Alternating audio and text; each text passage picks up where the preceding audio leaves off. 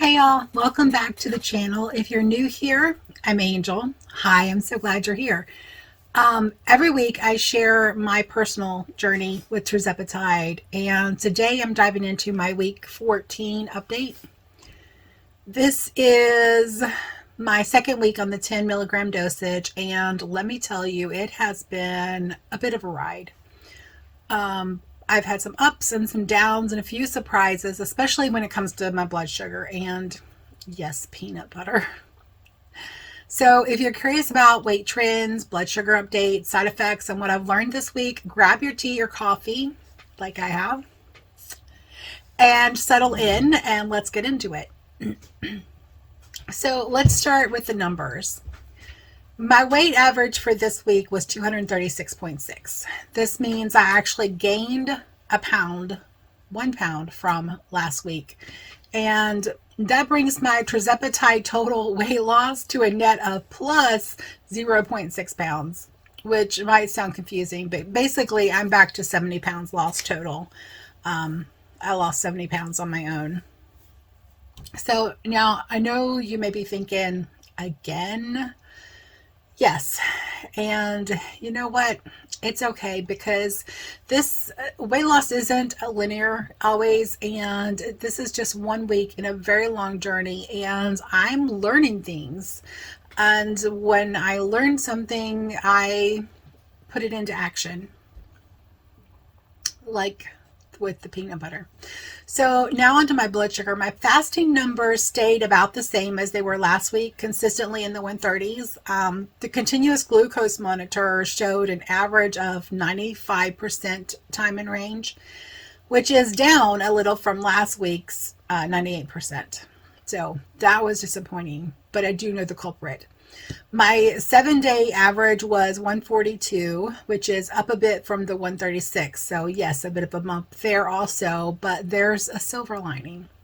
I figured out the culprit is peanut butter. Yes, that innocent little snack I was having after dinner turned out to be spiking my blood sugar longer and higher than anything else I ate all day.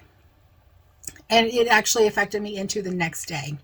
So once I removed it, I started seeing some pre-meal readings in the 110s, which I haven't seen in a while. So peanut butter is officially off the team. Sorry, buddy. As for energy and mood, nothing really shifted this week. I stayed pretty steady. I was able to finish the flooring in my daughter's room. So that's 2 rooms down on our home renovation project. And we've got 2 more floors to go on this round. The next round is going to be the bathrooms, the kitchen, and laundry room. But we did finally pick a color for the next round, I believe. So we've made progress. So let's talk about side effects. This week I experienced nausea and constipation. Excuse me. Both were the first 4 days of the week. After the first 4 days after taking the shot, that is. The nausea, it was persistent. I mean, pretty much all day for 4 days. But I found a couple of tricks that helped me get through it. Like I mentioned before, lying on my left side at night really helped settle things down at night. So I wasn't having the nausea at night while I'm sleeping. And during the day, taking slow, deep breaths in through the nose and out through the mouth. Nothing fancy, but it works for me. As for the constipation, I started taking 1 tablespoon of Miralax daily, which has helped a lot. And it's, kept my poo at the same consistency, which is a comfortable, well, let's just say it's comfortable to pass. I skipped yesterday on the Miralax because I knew that the shot was wearing off. But otherwise, I've kept things moving without any, it has kept things moving without any issues. I have not experienced fatigue. I know that a lot of people are saying that they experience fatigue a couple of days after taking the shot. I've not experienced fatigue yet, which is great. But I did notice one thing, and this happened every time that I've titrated up. I'm getting calf pain, pain in my calves when I walk fast. So it disappears when I slow down though. So I've been listening to my body and slowing down when I need to, and just staying mindful of that pain, and just slowing down when I need to. Now about my medication provider drama. So last week I submitted a request to Orderly because I just don't trust Mochi to deliver my meds on time anymore. I mean, it was 3 weeks out and halfway through the fourth week, and I still hadn't had the medication delivered. So that's not acceptable. Unfortunately, I got denied by Orderly because I'm a diabetic. Even though my primary care physician manages my diabetes and does all the testing, the doctor said that he wouldn't prescribe it there. So that was unfortunate. But here's the kicker. They have already started processing the refund, and the guy said it should be processed. He called me today, said it should be processed by the end of 2 days at the most. So what am I going to do to get my medicine? I went back to Remedy Meds, which is the first company that I started with. And I have an appointment tomorrow afternoon to speak with their doctor. And if that doesn't pan out, which I don't think it will be the case, I don't think I'll have a problem because I didn't have a problem the first time. I'm ready to ask but if there is a problem, I'm ready to ask my primary care physician for a script and just pay out of pocket if needed. I'm not playing any games with this, so that's the plan. So let's talk about food. What's working for me right now is hydration, hydration, hydration. I'm still loving the True Orange packets in my water, which I know I've not mentioned that, but this is what it looks like. And inside is just oranges. So I put a packet or two of these in my 32-ounce bottle of water and maybe a little sweetener. I also use it with seltzer water, so it tastes like orange soda. And then I sweeten it with some stevia. So I aim for 2 to 3 32-ounce bottles of that water every day, plus 32 ounces of tea. So I'm staying nicely hydrated, even with the nausea. Now back to the peanut butter situation. I've known for a long time that dietary fat contributes to insulin resistance. It is actually causal. And seeing those spikes in my blood sugar this week has confirmed it. So peanut butter is out for now. Maybe permanently, I don't know. But for now, it's out. It's just not worth it. On a brighter note, I was planning to share a casserole recipe this week, but I've decided to hit the pause, and instead I'm making a recipe I made once or twice before, but it's one I don't have on my website or YouTube. Sorry, that's my daughter. It's black bean and lentil quesadillas with nightshade-free taco seasoning. So that's 2 recipes. And I'm so excited about this one. It'll be up on my website and on YouTube on May 5th and 6th, so keep your eyes out. Exercise and activity. Exercise this week was mostly about home projects. Between moving furniture and laying flooring, I got quite the workout. But I've also made it out for a walk 3 days this week, which is 2 more days than last week. And I push mowed the lawn. So that's good.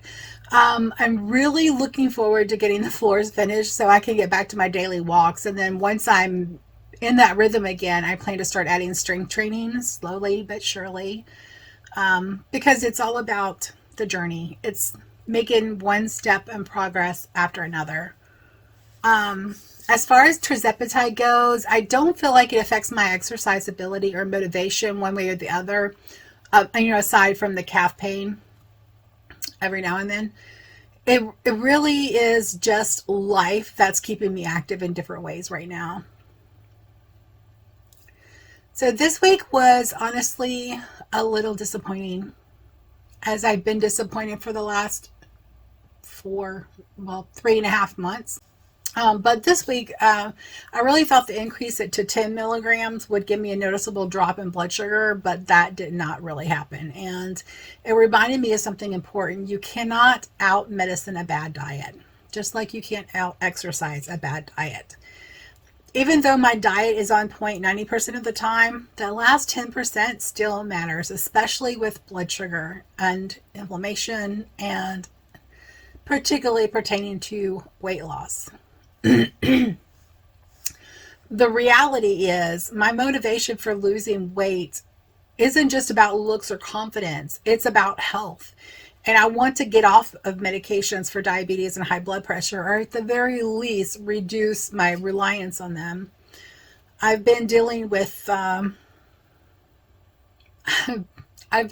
this for over 30 years, diabetes and high blood pressure, because those often go hand in hand.